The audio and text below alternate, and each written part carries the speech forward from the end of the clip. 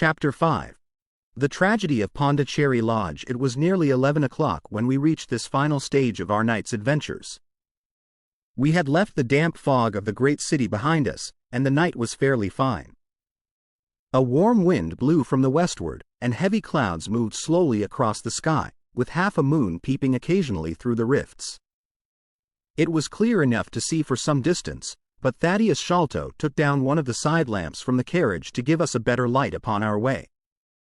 Pondicherry Lodge stood in its own grounds, and was girt round with a very high stone wall topped with broken glass. A single narrow iron-clamped door formed the only means of entrance. On this our guide knocked with a peculiar postman-like rat-tat. "Who is there?" cried a gruff voice from within. "It is I, McMurdo." "You surely know my knock by this time." There was a grumbling sound and a clanking and jarring of keys. The door swung heavily back, and a short, deep-chested man stood in the opening, with the yellow light of the lantern shining upon his protruded face and twinkling distrustful eyes. "That you, Mr. Thaddeus? But who are the others? I had no orders about them from the master." "No, McMurdo? You surprise me. I told my brother last night that I should bring some friends. He ain't been out o' his room today, Mr. Thaddeus, and I have no orders. You know very well that I must stick to regulations. I can let you in, but your friends must just stop where they are." This was an unexpected obstacle. Thaddeus Sholto looked about him in a perplexed and helpless manner. "This is too bad of you, McMurdo," he said. "If I guarantee them, that is enough for you. There is the young lady, too. She cannot wait on the public road at this hour." "Very sorry, Mr. Thaddeus," said the porter, inexorably. "Folk may be friends o' yours, and yet no friends o' the master's. He pays me well to do my duty, and my duty I'll do." "I don't know none o' your friends." "Oh, yes you do, McMurdo," cried Sherlock Holmes, genially. "I don't think you can have forgotten me. Don't you remember the amateur who fought 3 rounds with you at Allison's rooms on the night of your benefit 4 years back?" "Not Mr. Sherlock Holmes," roared the prize-fighter. "God's truth. How could I have mistook you? If instead o' standin' there so quiet you had just stepped up and given me that cross hit of yours under the jaw, I'd known you without a question." "Ah, you're one that has wasted your gifts, you have. You might have aimed high if you had joined the fancy. You see, Watson, if all else fails me I have still one of the scientific professions open to me," said Holmes, laughing. "Our friend won't keep us out in the cold now, I am sure." "In you come, sir, in you come, you and your friends," he answered. "Very sorry, Mr. Thaddeus, but orders are very strict. Had to be certain of your friends before I let them in." Inside, a gravel path wound through desolate grounds to a huge clump of a house, square and prosaic, all plunged in shadow save where a moonbeam struck one corner and glimmered in a garret window. The vast size of the building, with its gloom and its deathly silence, struck a chill to the heart. Even Thaddeus Sholto seemed ill at ease, and the lantern quivered and rattled in his hand. "I cannot understand it," he said. "There must be some mistake. I distinctly told Bartholomew that we should be here, and yet there is no light in his window. I do not know what to make of it." "Does he always guard the premises in this way?" asked Holmes. "Yes, he has followed my father's custom. He was the favorite son, you know, and I sometimes think that my father may have told him more than he ever told me. That is Bartholomew's window up there where the moonshine strikes. It is quite bright, but there is no light from within, I think." "None," said Holmes. "But I see the glint of a light in that little window beside the door."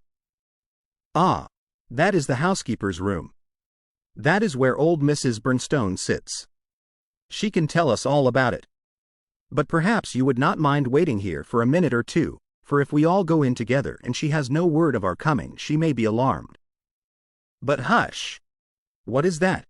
He held up the lantern, and his hand shook until the circles of light flickered and wavered all round us. Miss Morstan seized my wrist, and we all stood with thumping hearts, straining our ears. From the great black house there sounded through the silent night the saddest and most pitiful of sounds, the shrill, broken whimpering of a frightened woman. "It is Mrs. Bernstone," said Sholto. "She is the only woman in the house. Wait here. I shall be back in a moment." He hurried for the door, and knocked in his peculiar way. We could see a tall old woman admit him, and sway with pleasure at the very sight of him. "Oh, Mr. Thaddeus, sir, I am so glad you have come." "I am so glad you have come, Mr. Thaddeus, sir." We heard her reiterated rejoicings until the door was closed and her voice died away into a muffled monotone. Our guide had left us the lantern. Holmes swung it slowly round, and peered keenly at the house, and at the great rubbish heaps which cumbered the grounds. Miss Morstan and I stood together, and her hand was in mine.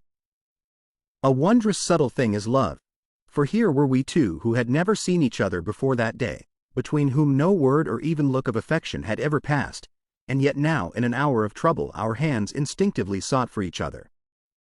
I have marveled at it since, but at the time it seemed the most natural thing that I should go out to her so, and, as she has often told me, there was in her also the instinct to turn to me for comfort and protection. So we stood hand in hand, like two children, and there was peace in our hearts for all the dark things that surrounded us.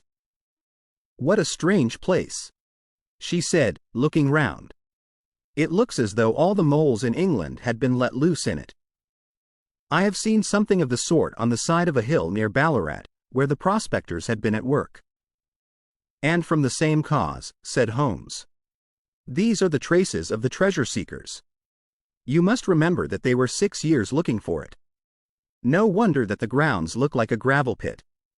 At that moment the door of the house burst open, and Thaddeus Sholto came running out, with his hands thrown forward and terror in his eyes.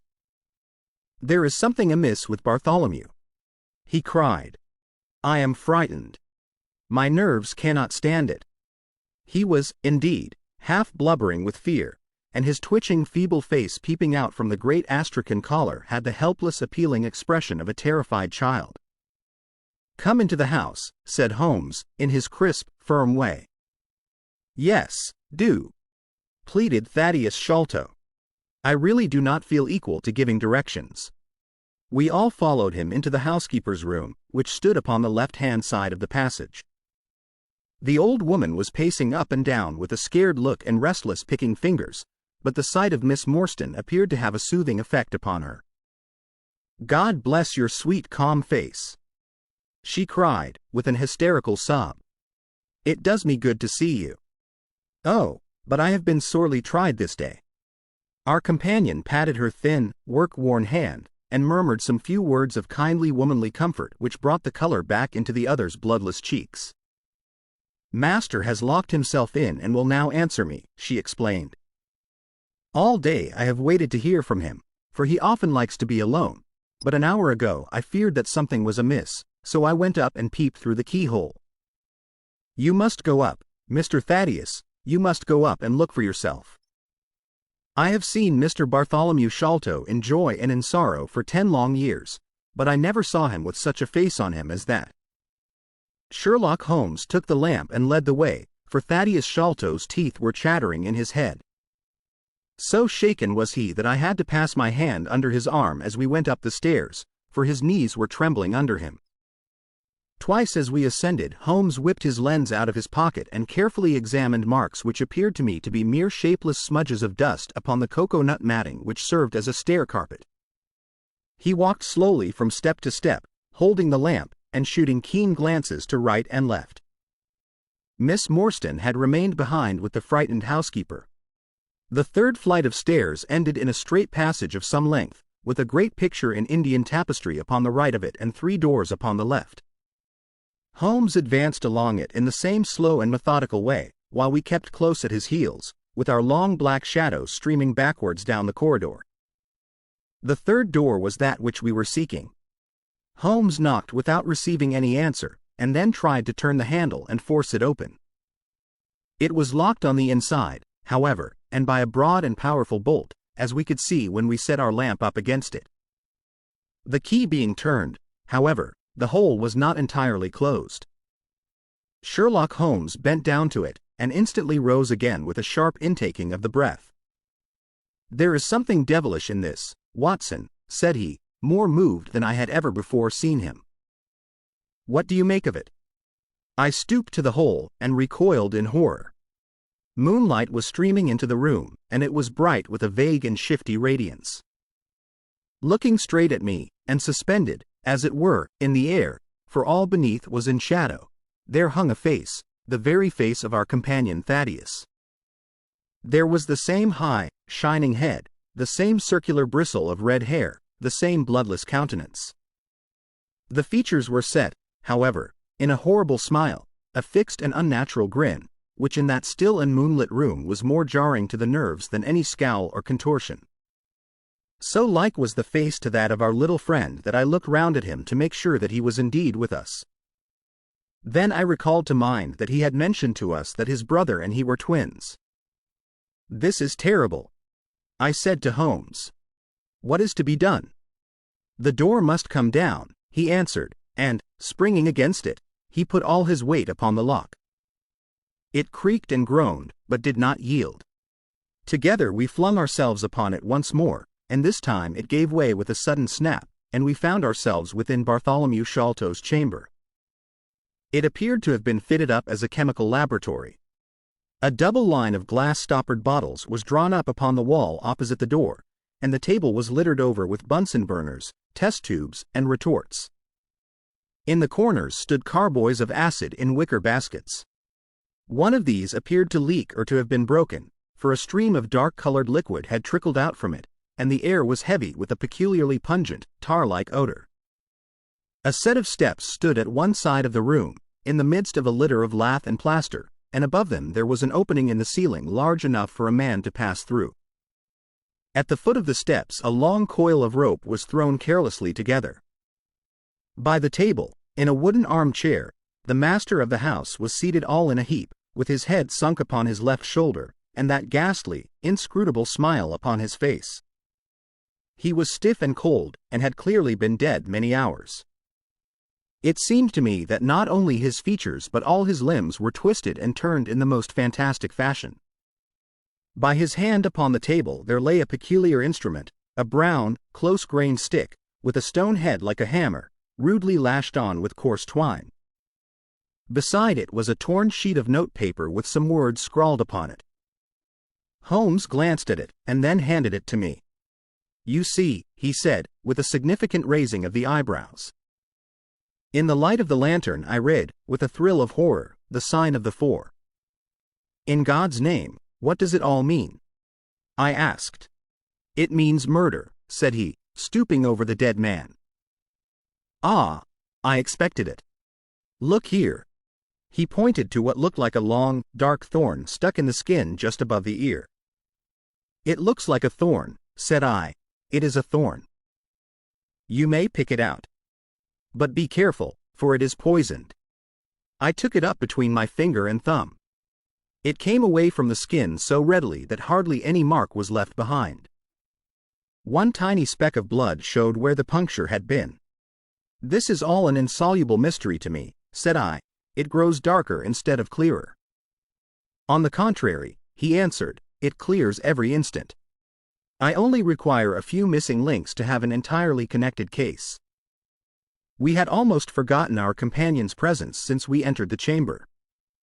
He was still standing in the doorway, the very picture of terror, wringing his hands and moaning to himself.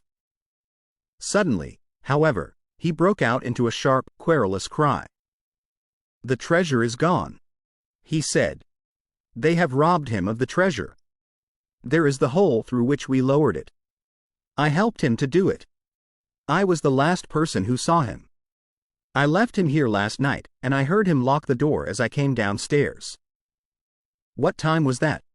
"It was 10 o'clock. And now he is dead, and the police will be called in, and I shall be suspected of having had a hand in it." "Oh, yes, I am sure I shall. But you don't think so, gentlemen? Surely you don't think that it was I? Is it likely that I would have brought you here if it were I?" "Oh, dear! Oh, Dear, I know that I shall go mad. He jerked his arms and stamped his feet in a kind of convulsive frenzy. You have no reason for fear, Mr. Sholto, said Holmes, kindly, putting his hand upon his shoulder. Take my advice, and drive down to the station to report this matter to the police. Offer to assist them in every way. We shall wait here until your return. The little man obeyed in a half-stupefied fashion, and we heard him stumbling down the stairs in the dark.